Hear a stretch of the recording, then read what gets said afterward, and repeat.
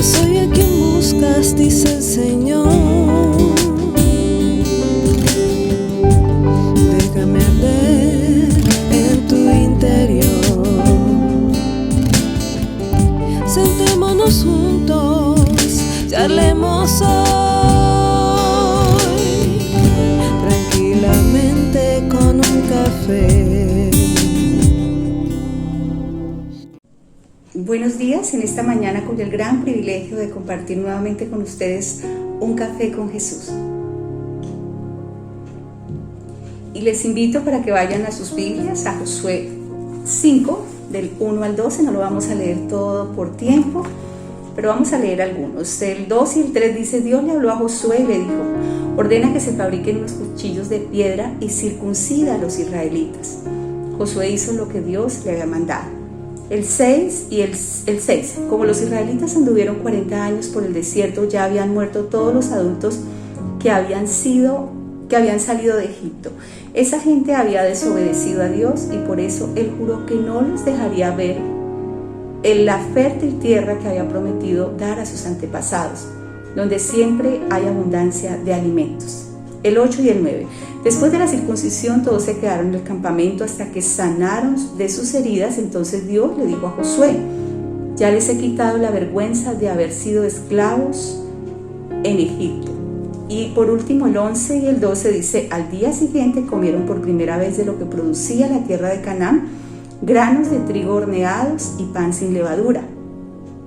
Ese día el maná dejó de caer. Los israelitas ya no comieron más maná, sino que se alimentaron de lo que producía la tierra.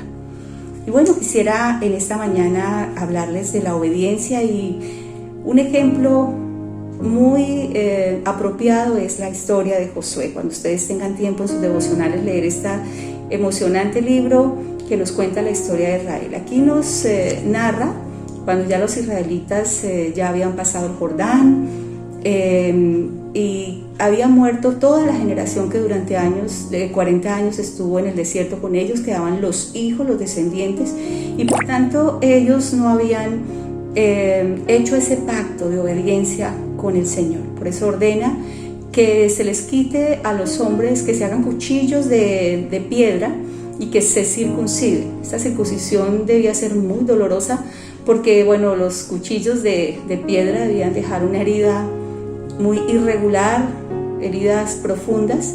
Sin embargo, pues los cuchillos de hoy en día causan heridas, pero pues son regulares. Entonces en ese tiempo de verdad que debía ser muy doloroso.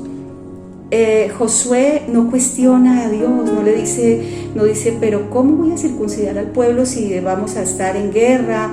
Vamos a tener hombres muy enfermos, adoloridos, y nos vamos a tener que estar curando, ¿no es cierto?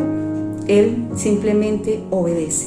Y esta obediencia, esta valentía de Josué, este hombre fiel, le hizo que Dios le pusiera por encima de millares y que llevara a Israel a la tierra prometida. Josué tipifica al Señor Jesucristo, ¿cierto? El Señor Jesucristo fue obediente hasta la muerte y muerte de cruz. Tú te preguntarás, ¿hoy en día hay que circuncidarnos? Y resulta que no nos tenemos que circuncidar. Dice la palabra del Señor que debemos circuncidar, pero nuestro corazón, y para eso les invito a que vayamos a Romanos 2, 28 al 29, que dice: no crean que ustedes son judíos solo porque viven como judíos y porque están circuncidados. Los verdaderos judíos son los que obedecen a Dios y no a las leyes humanas. A judíos así Dios los acepta, aunque la gente los rechace. Bueno, aquí yo cambiaría la palabra judíos por hijos de Dios o por cristianos, ¿cierto? Y aquí entonces diría: los verdaderos cristianos son los que obedecen a Dios y no a las leyes humanas. A cristianos así Dios los acepta, aunque la gente los rechace. ¿Te has sentido rechazado? ¿Te has sentido juzgado porque has hecho la voluntad de Dios? ¿Porque has obedecido la voz de Dios? Yo me he sentido así, y yo pienso que pues tú también en muchas ocasiones, cuando decidimos ser obedientes al Señor, muchas personas no están de acuerdo. Esos cuchillos allí en esta porción bíblica que estamos leyendo, vemos que hoy en día esos cuchillos, ese cuchillo es la palabra de Dios. Miremos lo que dice Hebreos 4 del 12 al 13. Porque la palabra de Dios es viva y eficaz y más cortante que cualquier espada de dos filos, penetra hasta la división del alma y del espíritu, de las coyunturas y de los tuétanos, y es poderosa para discernir los pensamientos y las intenciones del corazón. Y no hay cosa creada oculta a su vista, sino que todas las cosas están al descubierto y desnudas ante los ojos de aquel a quien tenemos que dar cuenta. Fíjense que hoy en día el Señor quiere que circuncidemos nuestro corazón.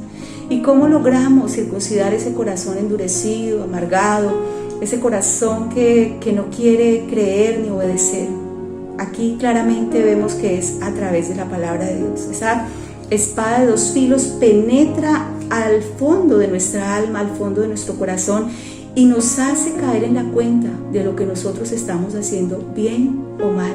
Dice el Señor que nos ha dado el libre albedrío de escoger la vida o la muerte, de escoger la obediencia o la desobediencia, como hicieron desafortunadamente los padres de este nuevo remanente que tenía Josué a cargo, ¿cierto?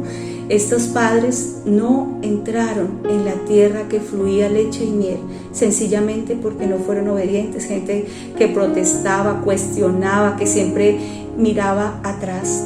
Y nosotros hemos sido rescatados por la sangre del Cordero inmolado, por el sacrificio único, verdadero, santo, admirable del Señor Jesucristo en esa cruz del Calvario. Ese nuevo pacto en su sangre nos hace libres de Egipto, del pecado, de todo lo que nos muestra la naturaleza pecaminosa, nuestra carne. Dios nos hizo libres de esto. Por tanto, ahora no vivimos en la carne, sino vivimos en el Espíritu, como lo dice Gálatas 2:20. Dice, ya no vivo yo, mas Cristo vive en mí, y lo que vivo en la carne lo vivo en la fe del Hijo de Dios, el cual me amó y se entregó a sí mismo por mí, ¿cierto? Para salvación, ya Él lo entregó todo. Nosotros simplemente tenemos que obedecer. Si Él, siendo Dios, el varón perfecto, el Dios hecho hombre, que nunca pecó, dice Hebreos 5 del 8 al 9, y aunque era hijo, por lo que padeció aprendió la obediencia, y habiendo sido perfeccionado vino a ser autor de la eterna salvación para todos los que lo obedecen. De nuevo la palabra obediencia, ¿cierto? Allí, para todos los que obedecemos, el mejor ejemplo fue Jesucristo. Él vino a cumplir la ley, Él vino a ser obediente hasta la muerte y muerte de cruz, como ya lo dijimos. Y nosotros, como hijos de Él, tenemos que vivir una vida conforme a la voluntad de Él y ser hombres y mujeres que obedecen su voz. Pero ¿cómo vamos a obedecer su voz si no conocemos lo que dice su palabra? Si tú y yo no vamos a la palabra de Dios, a conocer ese manual, ese libro de amor que Él dejó, de lo que quiere que hagamos y de lo que no quiere que hagamos. Si tú y yo no vamos a la palabra de Dios diariamente, si tú y yo no memorizamos escrituras, no vamos a tener esa palabra de vida en nuestras vidas que toma el Espíritu Santo y hace de nosotros unas nuevas criaturas. Ya el Señor nos dio la investidura real, nos dio el derecho de ser llamados hijos e hijas de Dios, así que ahora nosotros tenemos que andar en nueva vida. También en esta historia nos muestra que en el versículo, como leímos 8 y 9, todos se quedaron en el campamento hasta que fueron sanados de sus heridas. Yo he visto a través de las pruebas y sé que las pruebas nos acercan más a Dios. Las pruebas, cuando son tan difíciles, nos hacen mirar hacia arriba. A veces nos olvidamos de orar, a veces nos olvidamos de tener esa comunión íntima con el Señor, con su Espíritu, con el Padre. Nos olvidamos de que dependemos totalmente de Él, y Él quiere que, ya que nos rescató de la muerte eterna, vivamos una vida en obediencia. Él quiere sanar esas heridas que dejó el pecado, que dejó la maldad en nuestro corazón y en nuestra vida. Él quiere borrar todo aquello, y que como el pueblo de Israel comió el maná en el desierto, en las pruebas, tenemos una dependencia absoluta de Dios. Hay momentos en que dice uno, solo Dios puede hacerlo. O sea, no hay nada más que hacer. Yo en mis fuerzas no lo puedo hacer, ni en tus fuerzas tú lo puedes hacer. Solo dependencia del Señor. Pero cuando ya salimos de la prueba, como hemos hablado algunas veces, esas pruebas fortalecidos, podemos vivir esa vida abundante que compró Jesucristo en la cruz, vivir esa tierra prometida que Él ya nos dio en esa cruz del Calvario, vivir una vida diferente, una vida de obediencia como lo fue Jesucristo, como lo fue Josué, como lo fueron muchos hombres en la Biblia. Dice primera de Samuel 15:22, pero Samuel respondió: ¿qué es lo que más le agrada al Señor? ¿Te gustaría saber qué es lo que más le agrada a Dios? ¿Qué es lo que le agrada a tu Padre bueno? Pues a mí sí. Tus ofrendas quemadas y sacrificios, o que obedezcas la voz de Dios. Escucha, la obediencia es mejor que el sacrificio, y la sumisión es mejor que ofrecer la grasa de carneros. Mire, la obediencia para Dios es muy importante. Si tú quieres y yo quiero agradar a Dios, debemos ser obedientes. La palabra de Dios es muy clara en Deuteronomio 28, donde nos muestra, dice como título, bendiciones de la obediencia, pero también más adelante nos nombra las maldiciones de la desobediencia. ¿Cómo quieres tú vivir en maldición? Cierto que nosotros no queremos vivir en maldición, queremos recibir todos los días bendiciones del Señor. Y yo voy a orar en esta mañana declarando lo que dice Deuteronomio 28, pidiéndole al Señor por ti y por mí que nos haga personas obedientes, obedientes a su palabra. La palabra de Dios es buena para nosotros, porque al hacer la voluntad de Dios, que es buena, agradable y perfecta, tenemos lo mejor.